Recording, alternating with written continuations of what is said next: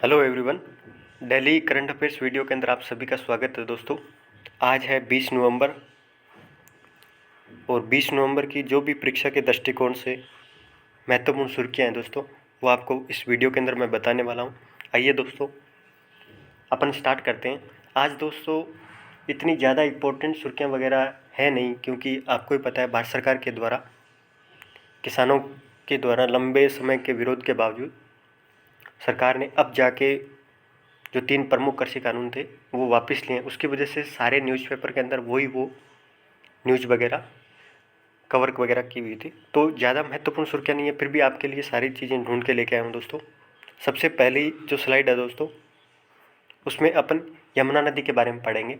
जो दिल्ली के मुख्यमंत्री हैं, चीफ मिनिस्टर है, उनके द्वारा यमुना नदी को 2025 तक पूरी तरीके से साफ करने के लिए एक 6 पॉइंट एक्शन प्लान लेके आए। तो अपन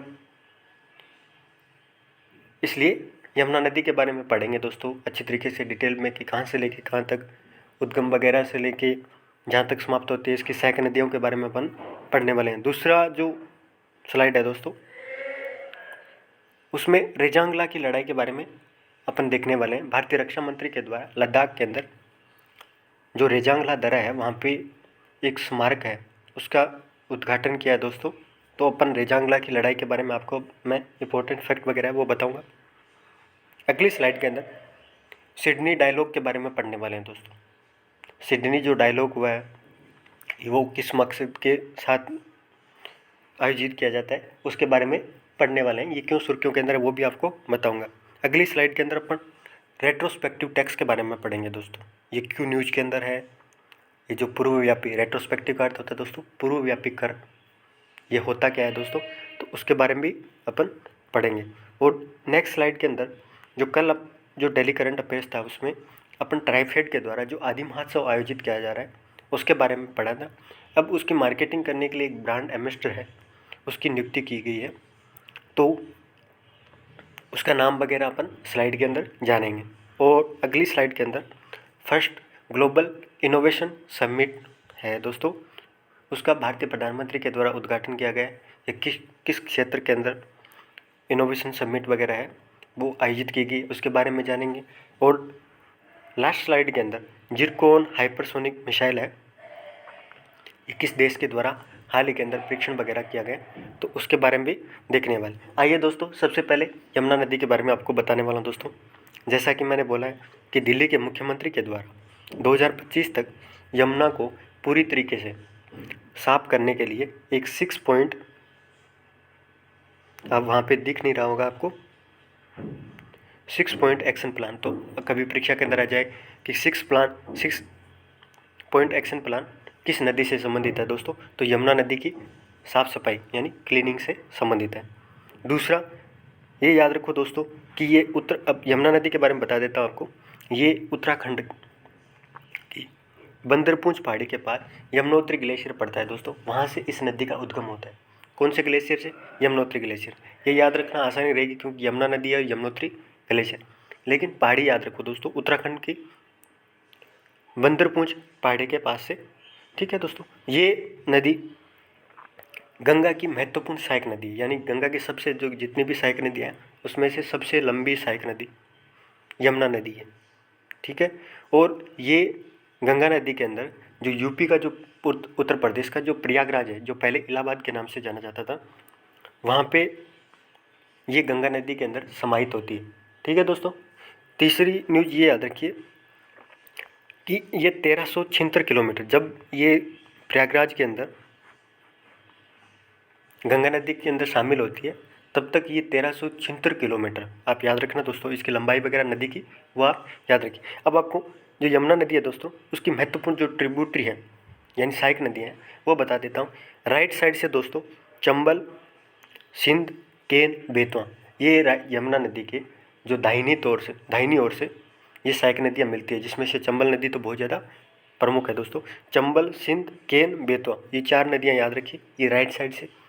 और जो लेफ्ट साइड से दोस्तों यमुना नदी के अंदर टोंस नदी, हिंडन नदी, शारदा, कुंता, गिरी, ऋषिगंगा और हनुमान गंगा।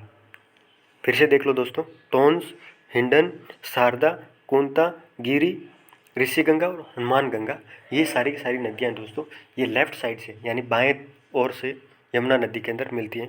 तो ये यमुना नदी के बारे में था दोस्तों। नेक्स्ट स्लाइड के अंदर आपको रेजांगला की जो लड़ाई उसके बारे में बता देता हूँ। भारतीय रक्षा मंत्री के द्वारा इस लड़ाई के योगदान, ये लड़ाई दोस्तों 1962 के अंदर जो भारत चाइना युद्ध था उसमें एक महत्वपूर्ण लड़ाई थी दोस्तों। और उनके योगदान के लिए रेजांगला के अंदर भारतीय रक्षा मंत्री के द्वारा एक स्मारक का उद्घाटन किया है। तो वो ज़्यादा इम्पोर्टेंट नहीं है दोस्तों, लेकिन अपन रेजांगला के बारे में बता देता हूँ। पहले तो ये रख लो कि रेजांगला लड़ाई है वो भारत चाइना युद्ध से संबंधित है 1962। दूसरी चीज़ ये है कि रेजांगला एक दर्रा है दोस्तों, पहाड़ी दर्रा है जो लद्दाख के अंदर पड़ता है, जो लाइन ऑफ एक्चुअल कंट्रोल है, वास्तविक नियंत्रण रेखा के पास रेजांगला एक पहाड़ी दर्रा है। कहाँ पे? लद्दाख के अंदर। इस दर्रा है जो दोस्तों एक तो चुशलगांव और एक स्पेगुर तसो नाम की झील है दोस्तों, उन दोनों के बीच में एक पहाड़ी दर्रा पड़ता है। और जो स्पेगुर झील है, ये झील का नाम याद रखना दोस्तों, ये भारत और चाइना के दोनों क्षेत्रों के अंदर पहले जो लाइन ऑफ एक्चुअल कंट्रोल है, इधर भी झील है और इधर भी झील है। तो ये झील वगैरह भी आप याद रखना दोस्तों। एक और इम्पोर्टेंट फैक्ट बता देता हूँ दोस्तों कि जो रेजांगला दर्रा है दोस्तों, ये जो चुशल घाटी है वो भारत और चाइना के बीच में एक प्रमुख हॉटस्पॉट क्षेत्र है, जहाँ पे आए दिन कोई ना कोई खबर वगैरह भारतीय सेनाएं, जो भी दोनों देशों की सेनाएं वगैरह हैं वो आमने सामने होती रहती है। तो चुशल जो घाटी है उसकी रक्षा करने के लिए रेजांगला का जो पहाड़ी दर्रा है वो बहुत ही महत्वपूर्ण है। ये चीज़ें आप याद रखना दोस्तों। दर्रा याद रखो कहाँ पे? लद्दाख के अंदर। अगली स्लाइड के अंदर दोस्तों आप न्यूज है दोस्तों, सिडनी डायलॉग के बारे में आपको बता देता हूँ कि सिडनी जो डायलॉग है दोस्तों, दुनिया के अंदर कानून और व्यवस्था की स्थिति पर डिजिटल डोमेन में चर्चा करने के लिए एक वार्षिक शिखर सम्मेलन है। वार्षिक शिखर सम्मेलन है दोस्तों, इसका मुख्य जो काम है दोस्तों वो साइबर और जो क्रिटिकल टेक्नोलॉजी है यानी महत्वपूर्ण जो प्रौद्योगिकी है, जैसे ब्लॉकचेन हो गए, आर्टिफिशियल इंटेलिजेंस वगैरह हो, उन पे एक वार्षिक शिखर सम्मेलन है कि ये जो महत्वपूर्ण जो प्रौद्योगिकी है, संवेदनशील टेक्नोलॉजी है, वो किस तरह साइबर सुरक्षा को नुकसान पहुंचाती है, क्या इम्पैक्ट वगैरह डालती है, उसकी चर्चा करने के लिए वार्षिक शिखर सम्मेलन के तौर पे सिडनी डायलॉग आयोजित किया जाता है। तो आप याद रखना दोस्तों कि सिडनी डायलॉग किससे संबंधित है? साइबर और महत्वपूर्ण प्रौद्योगिकी। ठीक है दोस्तों। अब भारतीय प्रधानमंत्री के द्वारा जो डायलॉग है वहाँ पे वर्चुअल तौर पे जुड़े थे और अपना भाषण वगैरह दिया था भारत के टेक्नोलॉजी डेवलपमेंट और क्रांति से जुड़ा हुआ। ठीक है दोस्तों। और इसी डायलॉग के अंदर भारतीय प्रधानमंत्री के द्वारा बिटकॉइन जो क्रिप्टो करेंसी है उसके बारे में भी अपनी संवेदनशीलता है वो जाहिर की थी। इसका मतलब ये है कि एक साइबर सुरक्षा से जुड़ा हुआ, ठीक है, डायलॉग है। जो महत्वपूर्ण प्रौद्योगिकी वगैरह है उसका प्रभाव वगैरह विभिन्न देशों के अंदर कानून वगैरह व्यवस्था वगैरह किस तरह आकार वगैरह ले रही है, उसकी सारी चर्चा सिडनी डायलॉग के अंदर की जाती है। नेक्स्ट स्लाइड है दोस्तों रेट्रोस्पेक्टिव टैक्स के बारे में। ये दोस्तों क्यों न्यूज के अंदर है कि भारत सरकार के द्वारा जो नीदरलैंड का स्थायी मध्यस्थता न्यायालय है, नीदरलैंड के हेग शहर के अंदर स्थित है, उसके द्वारा भारत सरकार को एक जो मामला हो गया था कि भारत सरकार के द्वारा रेट्रोस्पेक्टिव टैक्स के माध्यम से एक केयन एनर्जी नाम की कंपनी है जो तेल क्षेत्र के अंदर काम करती है, उस फर्म पर रेट्रोस्पेक्टिव टैक्स के माध्यम से भारत सरकार के द्वारा 10,000 करोड़ के आसपास इतनी मोटी रकम वगैरह वसूल की थी। ठीक है। तो जब ये वसूल वगैरह की तो ये जो लिमिटेड है ये कंपनी जो स्थायी मध्यस्थता न्यायालय है नीदरलैंड का वहाँ पे चली गई थी। जो ब्रिटेन और भारत के बीच में जो द्विपक्षीय निवेश संधि है, बायलैटरल जो इन्वेस्टमेंट ट्रीटी है, उसके आधार पे इस कंपनी ने यहाँ पे मुकदमा दायर किया था और अभी उसका डिसीजन आया है। पीएलसी का जो पीएससी है जो स्थायी मध्यस्थता न्यायालय, उसने भारत सरकार को इस कंपनी को 2 अरब डॉलर यानी लगभग 7900 करोड़ रुपए का मुआवजा देने करने के लिए भारत सरकार को बोला है और भारत सरकार राजी हो गई है। ठीक है दोस्तों। क्योंकि भारत सरकार के द्वारा रेट्रोस्पेक्टिव जो टैक्स है वो कराधान कानून संशोधन अधिनियम के द्वारा इसको वापस लिया था अभी हाल ही के अंदर पीछे।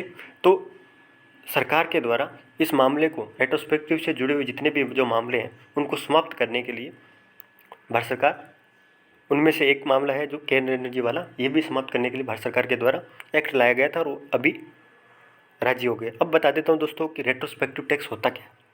रेट्रोस्पेक्टिव का अर्थ था पूर्वव्यापी कर।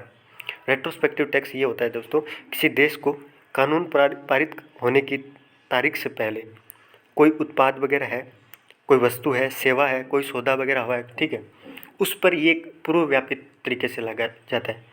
फॉर एग्जांपल दोस्तों, जैसे मान लो 2021 के अंदर, अप्रैल 2021 में रेट्रोस्पेक्टिव से संबंधित कोई टैक्स का कानून है वो पारित किया गया, लेकिन भारत सरकार के द्वारा इस कानून के अंदर प्रोविज़न कर देती है कि ये कानून 2019 अप्रैल 2019 से यानी 2 साल पहले से ये कानून लगेगा, और 2 साल पहले से यानी अप्रैल 2019 से लेकर 2021 तक जितने भी कोई उत्पाद वगैरह और वस्तुओं और सेवाओं के सौदों पर, ठीक है, तो उन सारों को इस कानून के दायरे के अंतर्गत लाया जाएगा और रेट्रोस्पेक्टिव टैक्स वगैरह वसूल किया जाएगा। एक तरह से ये कानून क्या करता है दोस्तों, कंपनियों को पूर्वव्यापी दंड देता है, यानी पहले कोई अपराध वगैरह किया था, ठीक है, उसके लिए दंड दिया जाता है। क्योंकि बहुत सारे ये कानून इसलिए लाया जाता है कि बहुत सारे कानून जो वर्तमान कानून वगैरह रहता है उसमें ग्लिचेज वगैरह रहती है, यानी कुछ कानून प्रावधान वगैरह रहते हैं वो मिस रहते हैं दोस्तों। गवर्नमेंट ढंग से क्या है कि उसको क्लेरिफाई नहीं कर पाती, और उसी का फ़ायदा उठा के, चाहे इंटेंट के साथ मान लो उद्देश्य आधारित कोई काम कर रहा हो, या कोई मतलब कानून वगैरह होता है उसको पढ़ने के अंदर भी कोई गलती वगैरह हो जाती है, तो अलग अलग उच्चारण के आधार की वजह से क्या है कि वो कंपनी वगैरह है वो फ़ायदा उठा लेती है।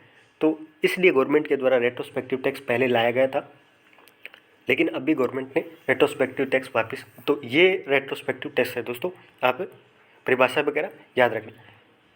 अभी दोस्तों ब्रांड एम्बेसडर के बारे में बता देता हूँ कि ट्राइफेड जो आदि महोत्सव है उसका जो ब्रांड एम्बेसडर है मेरी कॉम को, जो बॉक्सर है मणिपुर की, उनको ट्राइफेड के द्वारा आयोजित आदि महोत्सव है उसकी मार्केटिंग करने के लिए, उसको प्रमोशन करने के लिए, आदिवासी समुदाय के जो भी प्रोडक्ट वगैरह है उनकी मार्केटिंग करना, उनकी प्रमोशन करने के लिए मेरी कॉम को ब्रांड एम्बेसडर ट्राइफेड आदि महोत्सव की बनाया गया है। ठीक है दोस्तों, इंपॉर्टेंट फैक्ट आप याद रखना।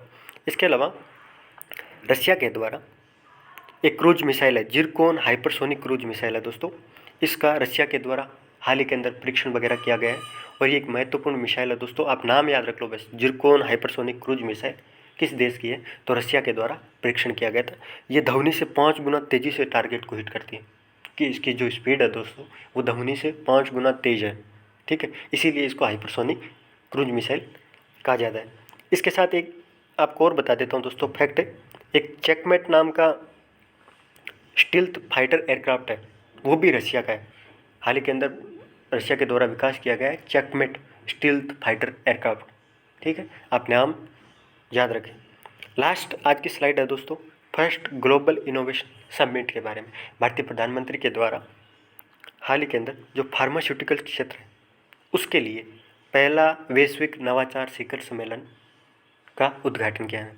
तो फार्मास्यूटिकल्स क्षेत्र है उसके लिए पहला ग्लोबल इनोवेशन समिट आयोजन किया गया था। आप क्षेत्र याद रखिए दोस्तों, कौन से क्षेत्र के लिए आयोजित किया गया, आपको ही पता है दोस्तों, कोविड की वजह से ये जो क्षेत्र है फार्मास्यूटिकल्स क्षेत्र है वो लाइमलाइट के अंदर बना हुआ है। सरकार को अपनी पॉलिसीज़ वगैरह है वो चेंज करने के लिए मजबूर होना पड़ा है, क्योंकि बहुत सारी इस क्षेत्र की जो कमियाँ वगैरह है वो उभर के आई थी। इसलिए गवर्नमेंट के द्वारा ग्लोबल इनोवेशन समिट का आयोजन किया गया है फार्मास्यूटिकल क्षेत्र के लिए, ताकि क्या है दोस्तों, जो टीके वगैरह है, जो दवाएं वगैरह, उनके प्रमुख जो इंग्रेडिएंट सामग्री वगैरह रहती है कि दवाओं के निर्माण के अंदर जो भी सामग्री वगैरह है उसका घरेलू उत्पादन को बढ़ावा देने के लिए, उस क्षेत्र के अंदर घरेलू उत्पादन को बढ़ा के उस क्षेत्र के अंदर नवाचार वगैरह को बढ़ावा देने के लिए चर्चा करने के लिए ये समिट आयोजित किया गया था और भारतीय प्रधानमंत्री के द्वारा उद्घाटन किया गया था। ये दोस्तों आज की प्रमुख न्यूज़ थी दोस्तों, इतनी ज़्यादा इंपॉर्टेंट नहीं थी, मैंने आपको पहले भी बताया, लेकिन फिर भी परीक्षा के दृष्टिकोण से आपको याद रखना बहुत जरूरी है। और इसी के साथ आपको बता देता हूँ दोस्तों कि आज से अपन इवनिंग के अंदर जो डेली करंट अफेयर्स पढ़ते हैं दोस्तों, उनका एक daily current affairs quiz show लेके आने वाला हूँ, जिसमें अपन 10 क्वेश्चन करंट अफेयर्स के रोज़ाना के डेली क्वेश्चंस हैं, आपको शाम को मैं वीडियो वगैरह 10 क्वेश्चनों का डालूंगा दोस्तों, ऑब्जेक्टिव टाइप के क्वेश्चंस रहेंगे। इसी के साथ आपको धन्यवाद दोस्तों 20 नवंबर की करंट अफेयर डिस्कशन के अंदर, और आपसे एक गुजारिश है, इस वीडियो को लाइक और सब्सक्राइब करना ना भूलें और अपने जो भी निजी दोस्त हैं दोस्तों, ज़रूरतमंद दोस्त हैं, उनको शेयर भी कीजिए। धन्यवाद दोस्तों।